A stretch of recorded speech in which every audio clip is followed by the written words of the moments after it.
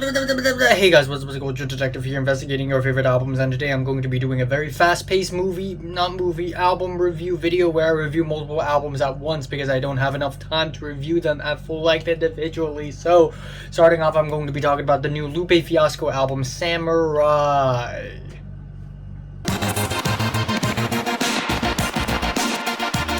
New Lupe Fiasco album, Samurai. Lupe Fiasco is a pretty huge rapper. I wouldn't say he is the hugest of rappers, but he has been rapping for quite some time. And what's amazing about Lupe Fiasco's music is that he makes easygoing, smooth jazz rap, and he is an intellectual and intelligent rapper with a lot of very clever lyrics, lots of very high octane, delicious beats. His last album, Drill Music in Zion, really impressed me. I really enjoyed it. And similarly, his new album, Samurai, while being only half an hour long, only 8 tracks long, still manages to pack in a lot of fantastic moments. Also, go check out his lecture in MIT where he teaches people how to rap. What is rap? What does RAP stand for? R-A-P, rhythmic access to people's souls. Ooh. But on the contrary, we also have Lupe Fiasco, for some reason, being a huge Drake supporter and being a Kendrick hater for some reason. I think it stems from a years-long, decades-long rivalry. But anyways, that's kind of weird. But back on the album Samurai, the album is actually inspired by an Amy Winehouse documentary where Amy Winehouse talks about how she was learning battle rap and how she wanted to start rapping. So Lupe Fiasco basically took that and turned it into an album with many tracks, basically detailing the story of a little girl discovering battle rap and learning to love hip-hop, which is kind of weird and interesting, and definitely a concept that's never really been explored ever. So the title track, also the album opener, is absolutely fantastic. It is a catchy jazz rap track with easygoing horns, lo-fi beats. It's so smooth, it's so catchy, I absolutely love it. The second track, Mumble Rap, is much more fun and tongue-in-cheek. You can definitely hear Lupe Fiasco's amazing control in his flows and rhythms. And again, the track describes a little girl discovering battle rap. The track Cake has crazy rhymes. Again, a very fantastic beat. And Palaces is a track about being and staying real despite insecurities while performing rap music.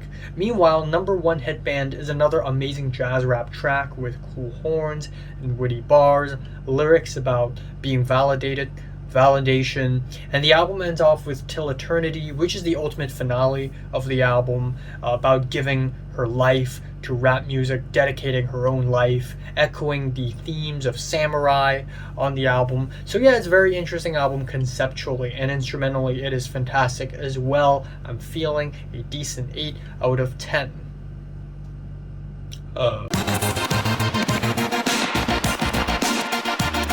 Next album I'm going to be talking about is the new Ulcerate album, Cutting the Throat of God. What a crazy ass album title.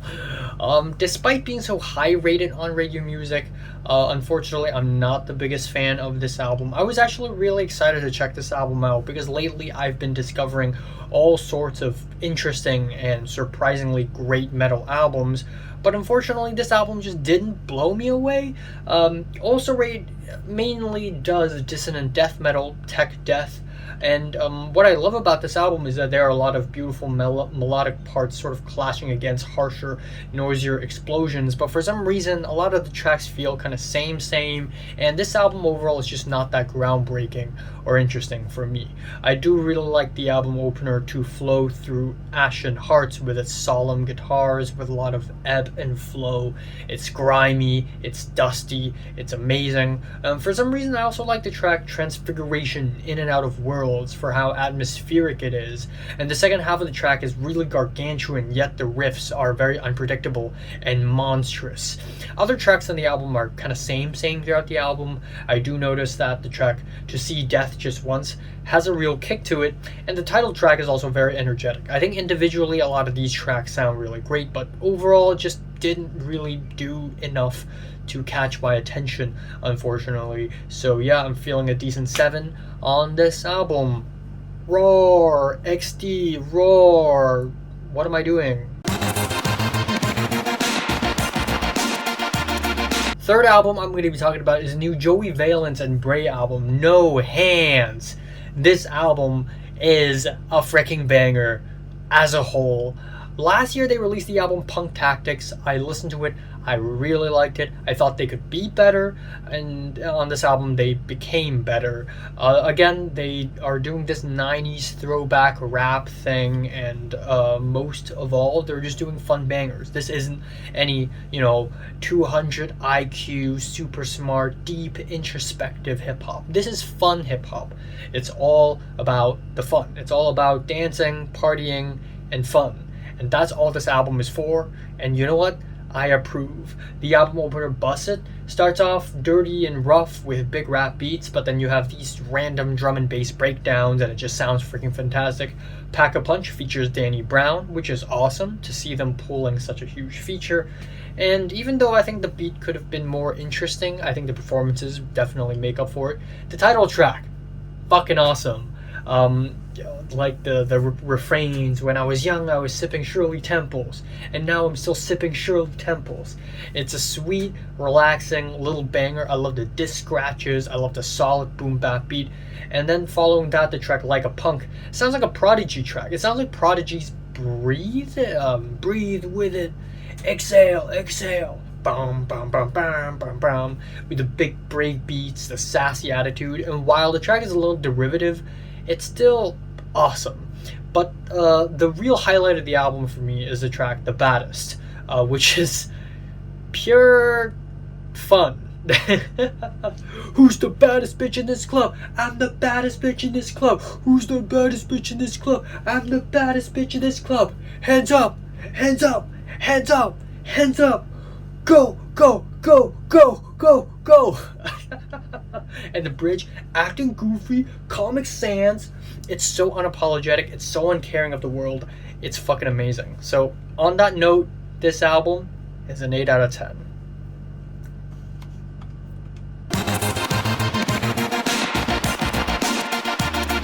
Fourth album I'm going to be talking about is the new Ian album, Valedictorian. I have never listened or heard of this album until Anthony Fantano gave it a not good. So of course, bad music, gotta check it out. And as expected, it's bad. I've never heard of the guy. I think maybe it's like a TikTok thing or something. If there's something blowing up but I haven't heard of it, it's probably like TikTok, because I don't have TikTok, I don't look at TikTok, and I will not download TikTok. But anyways, he makes cloud rap, trap rap, and essentially he is another Playboi Carti ripoff, as if we already don't have enough Playboi Carti ripoffs. But the worst thing is that the whole selling point of the album is that he's a white rapper.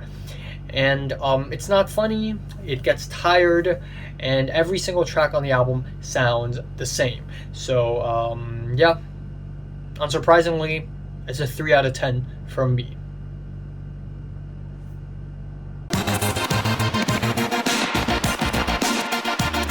Next album to talk about is the new Zach Bryan album, The Great American Bar Scene. And again, country music has never been on my radar. There have been a couple of country albums that surprised me, but overall, country has never really caught me by the pocket, or I don't know what that means. But anyways, Zach Bryan is pumping out albums. He's a prolific guy. Last year he released his self-titled, which I thought was pretty good, but I didn't really love it. And unfortunately, I have to say the same thing here. There are a lot of solid moments, a lot of highlights on The Great American Bar Scene, but it's just too damn long. It has 19 tracks and it's over an hour long. I just think that the length of the album just did not carry over. There are still a lot of highlights though. The track 28 has an amazing piano and string combination. It's so sweet and emotional and rustic. The track Oak Island has a more rock direction, and it has strings and echoey guitars. For some reason it reminds me of like Godspeed You, Black Emperor. in a great way. The track Sandpaper features legendary singer Bruce Springsteen, and it's a pretty driving duet track, even though I couldn't tell it's Bruce Springsteen without looking at the credits. Pink Skies is an amazing track with harmonicas, rockish drums, stacked vocals, which makes it very catchy and driving. And overall, there's a lot of amazing storytelling on the album. But again, it's just a little too long. There are too many duds on the track list, which keeps it from being an 8 out of 10, which is why I'm giving this album a 7 out of 10. Hurrah! Sixth album I'm going to be talking about is the new Clairo album, Charm, whose father is one of the wealthiest figures and most powerful figures in marketing agencies in America. But before we throw industry plant allegations at Clairo, we must admit that Clairo does have a knack for pretty good lyricism and pretty good instrumentals once in a while. Mostly she does soft rock and chamber pop, and that's actually okay. But the issue I have with this album is that it's just very same. A lot of the tracks just sound really similar, and I can't help but be a little bored by the album. Mostly lyrically, the album is actually pretty adept, where she sort of sings about relationships she knows it would be over from the very beginning, which is a very painful feeling, neediness, loneliness. Vocally, it's very spacey and breathy, and instrumentally, it's kind of rustic, but also a bit uninspired. There are occasionally some really good moments, like the cute keyboards and flutes on the track Slow Dance, and the nostalgic vocal harmonies are amazing on the album ending Pier 4. But overall, finding these occasionally good moments is like trying to find a diamond or a needle in the proverbial haystack that is this album. Haystack, because I feel like I'm in some rustic stable for horses or something when I'm listening to the album. I don't freaking know. 6 out of 10, baby. Yay!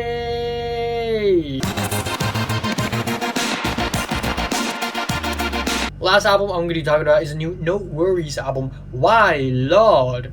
NxWorries is a legendary duo formed between Anderson .Paak and Knowledge, and they released their album Yes Lord back in 2016, and it's been a while, and people have been anticipating this album for a while, but lo and behold, it's already been 8 years since Yes Lord, and so stylistically, both artists have moved on and changed. But for the most part, they make a smooth, buttery neo-soul. But what's changed is that Anderson .Paak on this album gets personal because of his newly recent divorce situation that he's going through.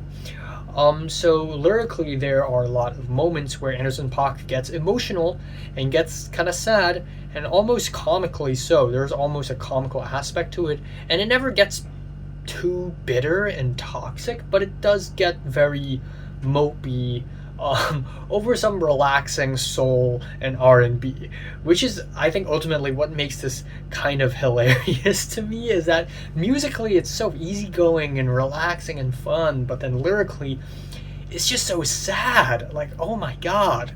Like the track Keep Her featuring Thundercat, where I guess he speaks to his ex or maybe somebody else, but it's so sad. Like, why did you betray me? Why did you drive a knife through my pride? You spend your week in Greece. I know you're getting your cheeks beat. Where I Go featuring her is sweet and easygoing. We have some very stripped back R&B elements. Feels very good, and we have some yearning lyrics about loving the person but not being loved back. From Here features Snoop Dogg, which is a soul song with amazing vocals from another feature, October London, with some cutesy backup vocals. Walk On By features Earl Sweatshirt, and it's basically the album ending, and Anderson .Paak provides a very emotional performance over some easygoing drums and jazzy bass, and thematically it is a pretty big climax. There are also a lot of lyrical highlights, like the track Battlefield, which is about being love, being a battlefield, and also Here I Am is about him feeling guilty about messing up his relationship, stalking his ex on Instagram, which is so personal. This is like a literally me moment, even though I've never gone through that, but already this is like a literally me moment. But overall, the album's really solid. It didn't blow me away, and it didn't start off or end off strong, but overall, this is another fantastic album from Anderson .Paak, feeling a light 8 on this thing. So, have you listened to these 7 albums? Comments below, let me know, subscribe if you want more, and thanks for watching. I gotta go now. Bye. Bye.